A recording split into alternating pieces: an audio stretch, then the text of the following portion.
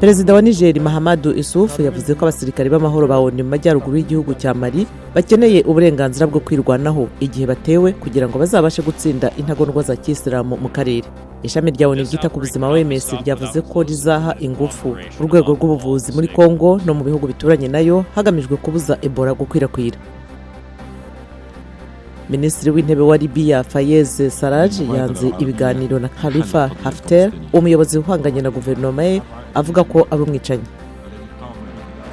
Abarinda inkombe za Espagne babonye ku nkombe za Gran Canaria ubwato bwarimo abimukira b'abanyafurika yo munsi y'ubutayu bwa Sahara 37.